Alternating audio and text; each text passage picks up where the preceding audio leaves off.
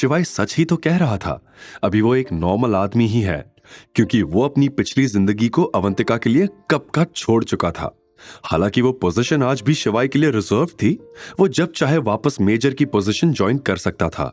लेकिन अभी शिवाय का एक ही मकसद था, अवंतिका के प्यार को पाना, उसे दुनिया की सारी खुशियां देना जो वो कर रहा था। अवंतिका, मैं तुम्हें अपनी सच्चाई कैसे बताऊं कि मैं ही तुम्हारा बचपन का प्यार हूं। मुझे डर है कि यह सच पता लगते ही तुम मुझे छोड़कर चली जाओगी, क्योंकि मैं नंदिनी का पति था और अपनी बहन के पति के साथ शायद तुम रहना पसंद नहीं करोगी। शिवाय अपने ही ख्यालों में डूबा था। वहीं नंदिनी और रेखा इस बात से परेशान थी कि अब वो बजाज कंपनी को कैसे बचाएगी। उनके पास तो इतने पैसे भी नहीं थे। मां, उस अवंतिका ने सारा प्लान खराब कर दिया। अगर वो उस दिन विकी के साथ चली जाती तो हम लोग आज इस तरह परेशान नहीं होते। अब तो बस मेरे बर्थडे का इंतजार है। दिनेश सिंह की मदद के बिना कंपनी को बचाना बहुत मुश्किल है, नंदिनी ने अफसोस के साथ कहा। एक बार दिनेश सिंह से तेरी बात पक्की हो गई, फिर मैं उस अवंतिका को अच्छा सबक सिखाऊंगी। इस बार सीधे स्वर्ग भेजूंगी उसे, रेखा ने दांत पीसते हुए कहा। दूसरी तरफ अवंतिका ने फिर कुछ सोचकर झिझकते हुए शिवाय से पूछा, शिवाय, पिछले कुछ दिनों से जितना मैंने तुम्हें जाना और समझा है, तुम बहुत काबिल हो। तुम्हारा दोस्त भी इतना अमीर है, तो तुमने आज तक नौकरी क्यों नहीं की? क्यों बजाज फैमिली में रहकर खुद को बेइज्जत होने दिया? शिवाय अवंतिका को बेबसी भरी आंखों से देखकर मन में सोचने लगा। सिर्फ तुम्हारे लिए अवंतिका, तुम्हें पाने के लिए मैं बजाज फैमिली में गया था, लेकिन मेरी किस्मत ने मुझे धोखा दे दिया। मैंने तुम्हारी जगह नंदिनी से शादी कर ली।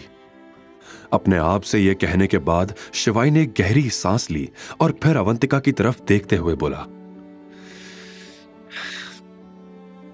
सही वक्त आने पर तुम्हें सब बता दूंगा अवंतिका, मुझ पर भरोसा रखो। इस वक्त शिवाय की आंखों में अवंतिका के लिए बेपनाह मोहब्बत थी। वो अवंतिका को एकटक निहार रहा था। अगर दादाजी ने शिवाय को धोखा नहीं दिया होता तो आज शिवाय अवंतिका का पति होता। नंदिनी कितनी लकी थी कि उसे तुम्हारे जैसा पति मिला था।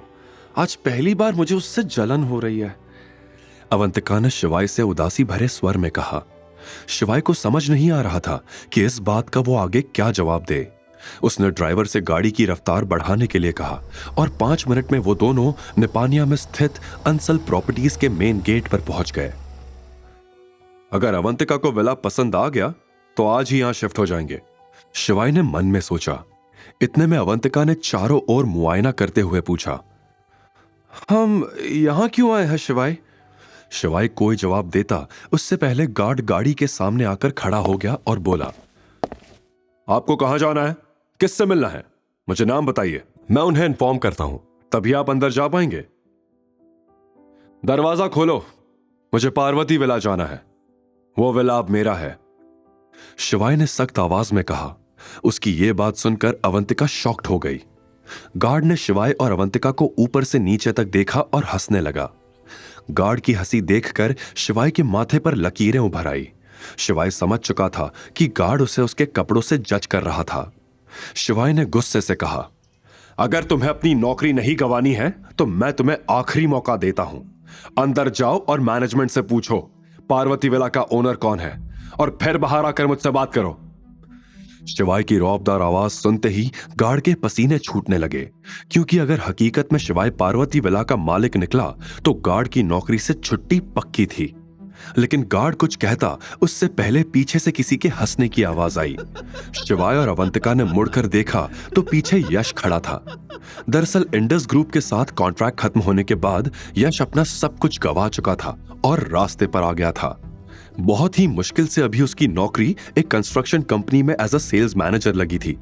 यश अभी पार्वती विला की रेनोवेशन करने आया था, लेकिन शिवाय की बात सुनकर वो अपनी हंसी रोक नहीं पाया।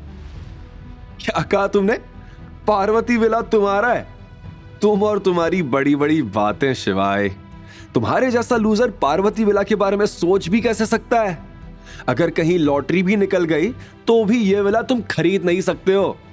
शिवाय ने यश को देखकर गाड़ी से बाहर निकलना सही समझा।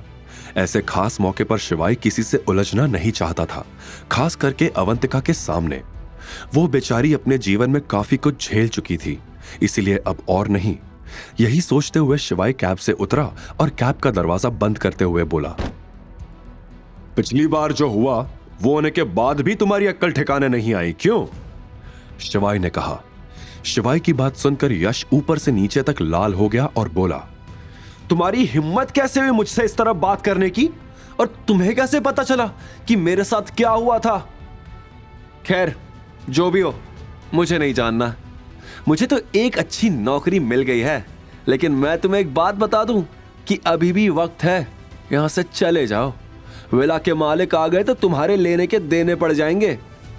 वैसे भी मुझे यहाँ काम है, मैं यहाँ पार्वती विला के रेनोवेशन के लिए आया हूँ। ओनर आते ही होंगे, चलो जाओ यहाँ से। यश के पास एक अच्छा मौका था पैसे कमाने का। अगर पार्वती विला के रेनोवेशन का कॉन्ट्रैक्ट उसने पूरा कर दिया तो उसे अच्छा कमीशन भी मिल सकता था और भविष्य में दूसरे अमीर क्लाइंट्स भी। लेकिन हर बार की तरह इस बार भी शिवाय के साथ बदसलूकी करके यश अपने पैरों पर कुल्हाड़ी मार रहा था। यह सुनहरा मौका भी उसने अनजाने में गवा दिया था। किसी मां पुरुष ने सही कहावत कही है, आ बैल मुझे मार। आगे की कहानी जानने के लिए देखिए अगला एपिसोड सिर्फ पॉकेट एफएम के यूट्यूब चैनल पर। और शिवाय एक विनाशक के सारे एपिसोड्स को सुनने के लिए डिस्क्रिप्शन में दी लिंक से डाउनलोड करें पॉकेट एफएम ऐप।